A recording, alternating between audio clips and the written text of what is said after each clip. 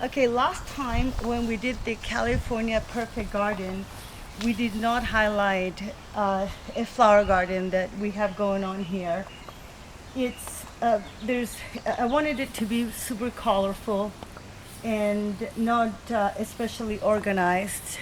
So I've had to transplant and move some plants around because they were getting in each other's way. Back there against the wall, there are some sunflowers that are starting to grow, and they will look beautiful over there against the wall for the shed.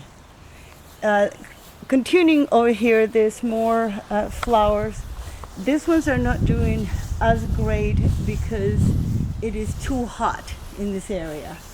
So again, a lot of transplanting going on in order to have this go better due to the heat.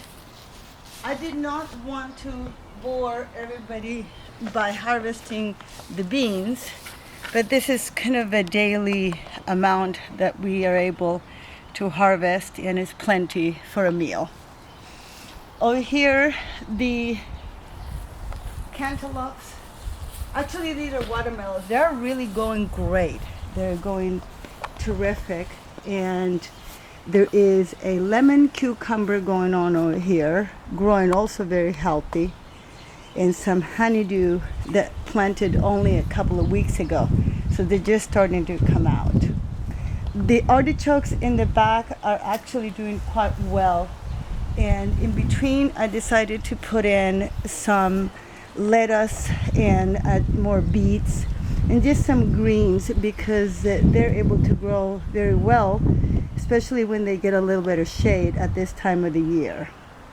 So the potatoes are really doing terrific. They're starting to pop at the bottom on the ground. They're supposed to die and fall over before getting any potatoes out. They're not super pretty right now. They were very, very firm. The plant was very firm and very green and very lush. But now you can see here it is beginning to die. It's supposed to do that. So something that we learned along the way is to thin out plants because frankly one can get overexcited and plant too much, especially when there are seeds.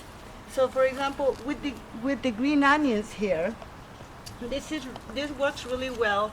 You could just pull out what you need that day for cooking and then leave the rest, thinning it out at the same time they're getting some use out of it. I am going to thin out this eggplant, just way too many, and frankly we like eggplants but not that much. So I am going to pull out a couple of these plants. It will seem a little bit painful because they're doing really well.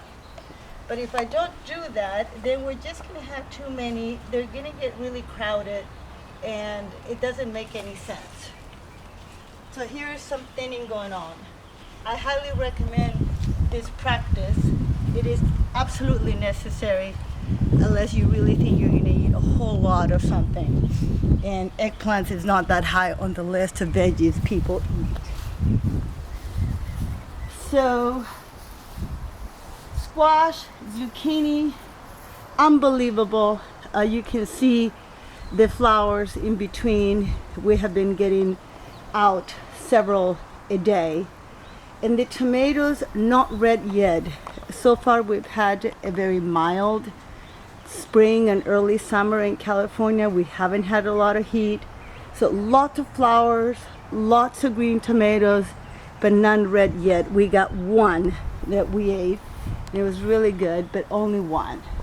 Besides that, they're just there tempting and luscious, but not ready to eat. The beets are doing terrific. The garlic also beginning to pop out. Very excited about that. And here is probably the most exciting part of the garden, and that is the carrots. The carrots have just done incredible, and you can pull them out and eat these baby carrots cooked cooked or uncooked, and they're absolutely phenomenal. They're literally sweet. And I planted other rows of carrots because clearly this is a crop that it really enjoys it in this dirt. And so again, another one that you thin out as you need them without having to pull them all out at once. Look at this cantaloupe. I mean, this is totally unbelievable. Just every single plant is flowering at the moment.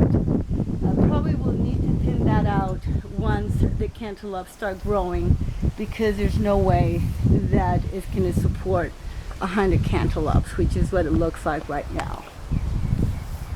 And the strawberry patch continues. Oh, we're still over here on the squash and the tomatoes. It's really quite impressive. Really enjoying the layering of the planting here. There's just something about tall ones in the back, short ones in the front that works perfectly for sun exposure.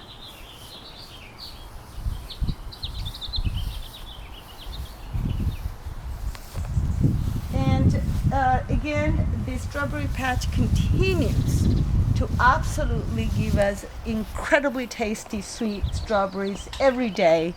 And it's almost late June at the moment. It's possible that it's going to come to an end, but you can see here, you can see that the strawberries are still coming, so we will enjoy them as long as possible.